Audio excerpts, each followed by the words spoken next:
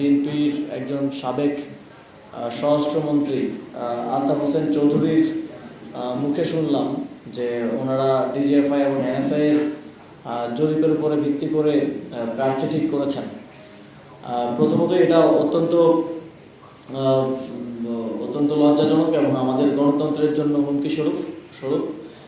যখন একটা সরকার দায়িত্বে আছে, এই নির্বাচন তারা আয়োজন করছে, সেই রাষ্ট্রীয় প্রতিষ্ঠানকে কাজে লাগিয়ে একটি দল নিজেদের প্রার্থী বাছাই করছে, এটা প্রথমেই এক ধরনের অগণতান্ত্রিক এবং এক ধরনের তাদেরকে বলা যায় যে যেটা তাদের জন্মটা যেভাবে হয়েছিল এক ধরনের কিংস পার্টির আচরণ। তারা তো গত 1.5 বছর আমাদেরকে কিংস পার্টি বলে এসছেন, কিন্তু আমরা দেখছি তারা রাষ্ট্রীয় প্রতিষ্ঠানকে ব্যবহার করে তাদের প্রার্থী নির্ধারণ করেছেন। আপনারা জানেন যে কোনো রাজনৈতিক দলের জন্য প্রার্থী নির্ধারণ কতটা গুরুত্বপূর্ণ বিষয়, এবং 300 আসনের প্রার্থী নির্ধারণের মধ্য দিয়ে দীর্ঘদিন ধরে রাজনৈতিকভাবে কাজ করে আসা রাজনৈতিক নেতাদের কর্মীদের মূল্যায়নের মতো একটা বিষয় ঘটে, এবং তাদের মধ্য দিয়ে কিন্তু আগামীর বাংলাদেশে যারা নীতি নির্ধারক তারা নির্বাচিত হবেন। এক্ষেত্রে তারা যদি রাষ্ট্রীয় প্রতিষ্ঠানের সহযোগিতা পেয়েছেন এবং সেটা তারা পাবলিকলি বলছেন, এটা বাংলাদেশের জন্য, বাংলাদেশের গণতন্ত্রের জন্য একটা অশনি সংকেত। আমরা লক্ষ্য করছি বিভিন্ন জেলায় রিটার্নিং কর্মকর্তারা এনএসআই এর মাধ্যমে প্রিজাইডিং অফিসার নির্ধারণের ক্ষেত্রে সেখানকার সরকারি এবং আধা সরকারি চাকরিতে যারা আছেন, যাদের প্রিজাইডিং অফিসার হওয়ার কথা, তাদের ইনফরমেশন দিচ্ছেন। যদিও এনএসআই কিংবা কোনো রাষ্ট্রীয় গোয়েন্দা সংস্থার এই ধরনের ইনফরমেশন দেওয়ার কথা না। তারা, আমরা যতটুকু জানতে পেরেছি যে তারা মিড লেভেলের এবং উপরের লেভেলেরও হয়তো কারো সহায়তায় এই ইনফরমেশনগুলো নিচ্ছেন, এবং সেখানে তারা স্পেসিফিকলি রাজনৈতিক মতাদর্শ দেখে প্রিজাইডিং অফিসার নির্ধারণ করছেন।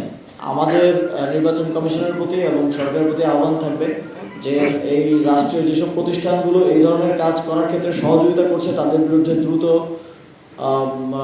শাস্তিমূলক ব্যবস্থা গ্রহণ করা প্রয়োজন, তাদের জবাবদিহিতা নিশ্চিত করা প্রয়োজন। যদি তা না করা হয় তাহলে এই নির্বাচন অনুষ্ঠিত হওয়ার আগেই প্রস্তাবিত হয়ে যাচ্ছে। রাজনৈতিক মতাদর্শ বিভিন্ন রাষ্ট্রীয় গোয়েন্দা সংস্থার তথ্যের ভিত্তিতে দেখে প্রিজাইডিং অফিসার এবং সহকারী প্রিজাইডিং অফিসারদেরকে নিয়োগ দেওয়া হচ্ছে। ফলে কিন্তু আমরা এই প্রিজাইডিং অফিসার এবং সহকারী প্রিজাইডিং অফিসারদেরকে দেখছি যে তারা ভোট চাচ্ছেন। তাদের দায়িত্ব হচ্ছে কেন্দ্রে ভোট গ্রহণটা নিরপেক্ষ একটা নির্বাচন নিশ্চিত করা। যাদের দায়িত্ব এটা, তারা যদি একটি দলের পক্ষে ভোট চান তাহলে স্পষ্টভাবেই এখন থেকেই বলে দেওয়া যায় যে যেই কেন্দ্রে সে দায়িত্বে পাচ্ছেন সেই কেন্দ্রে ভোট চুরি হবে, সেই কেন্দ্র দখল করে কিংবা সেই কেন্দ্র যোগ সাজসের মাধ্যমে সেখানে একটি নির্দিষ্ট মার্কার পক্ষে সিল মারা হবে। আমরা মিডিয়ার মাধ্যমে দেখছি যে ভোটারদেরকে হুমকি দেওয়া হচ্ছে।